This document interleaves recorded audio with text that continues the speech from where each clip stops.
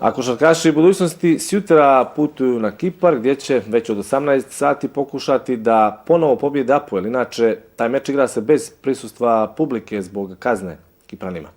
Ako Podgoričanima to pođe za rukom i ukoliko Scavolini, koji je već obezbijedio plasman u četvrtfinale, kao gost savlada ekipu Šalona, plavo-bijeli će se naći među 8 timova u završnici Euro Challenge kupa. Sve ostale rezultatske kombinacije ne odgovaraju crnogorskom prvaku koji je 3 kola prije kraja NLB lige u igri za plasman na Final Four.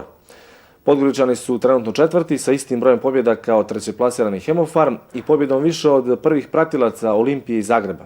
Do kraja šampionata, do kraja ligaškog dijela, očekuju ih mečevi sa Zadrom i FNP u gostima i sa Bosnom u Morači. Budućnost je sa 3 bitne pobjede završila još jedan mini ciklus takmičenja na 2 fronta. Helios u gostima, pa Scavolini i Hemofarm u Podgorici. 4. mjesto u NLB ligi i nada u povoljan ishod u utakmicama posljednjeg kola grupe K Euro Challenge kupa. Nastavljamo dalje, ritam kao i od početka jako naporan. Imamo još da izdržimo, da kažem, 2 nedelje. Idemo na Kipar, tim koji je napravio dosta promjena od tog meča prvog sa nama. Trener je novi i doveli su novog igrača na poziciji playmakera. Krenuli su dobro, osim poraza protiv Scavolini u Italiji, sve su meče dobili dolaskom novog trenera, tako da sigurno nas očekuje jedan neizvjestan meč. Scavolini je sigurno prvak grupe sa 4 pobjede u 5 kola. Ostale 3 ekipe, Budućnost, Apoel i Šalon sa po 2 pobjede i 3 poraza, nadaju se drugom mjestu. U najboljoj poziciji Apoel.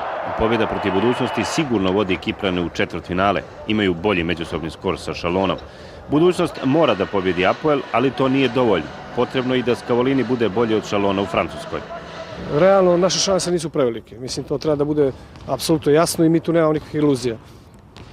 Idemo da dobijemo, ni tu nema neke dileme, ali isto tako smo svjesni da i u tom slučaju imamo opterećenje tog meča u Francuskoj. Apoel također ima ambicija da slavi u tom meču, igra na njihovom parketu i tom pobjedom oni imaju mnogo veće šanse nego mi da prođemo dalje. Mi nismo rasterećeni, ali nemamo ni neki imperativ, da kažem, mača nad glavom da smo primorani da slavimo u tom meču, ali jednostavno normalna ambicija kao i uvijek prisutne da odigramo dobar meč i da slavimo. Kiparska košarka je puno napredovala, tu je sve potpuno jasno i tim sa puno stranaca, sa igračima iz Srbije, iz Bosne, Amerikanaca na svom parketu dosta dobro igraju.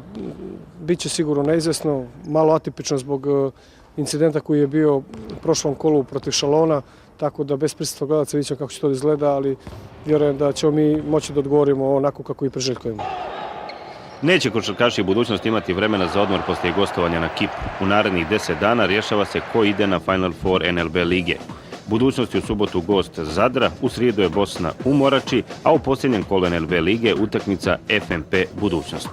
Lijepa je priča da je Final Four negdje tu nama u mislima. Međutim, mi smo apsolutno svjesni činjenice da imaš da se igra i da osim Cibone i Partizana sigurno nije niko za visok plasman. Sve ostalo je i dalje u igri. Neko ima lošiji raspored, neko malo bolji. U principu mi smo negdje, da kažem, između. Ono što ćemo mi napraviti jeste da ćemo se spremiti za svaki meč, dati maksimum da postignemo najbolji mogući rezultat. To je definitivno i tu mi nemamo nikakvu dilemu. Čini mi se da je Hemofarm u blagoj prednosti u odnosu na sve. Zagreb nešto malo bolje stoji od nas. Mi smo tu negdje i pokušat ćemo da normalno ostvarimo nešto što nismo ni sanjali, posebno ne pred početak ove sezone. Tokom sezone također imali smo dosta pehova, imali smo sada jedan ciklus od mjesec dana koji je bio stvarno jako težak, ali evo došli smo u poziciju da u ta 3 meča igramo čak i za tu visoku poziciju, ali nećemo previše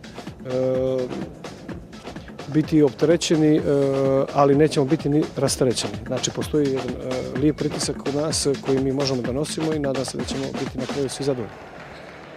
Utakmicu Apoel Budućnost prenosimo sjutra od 17:55.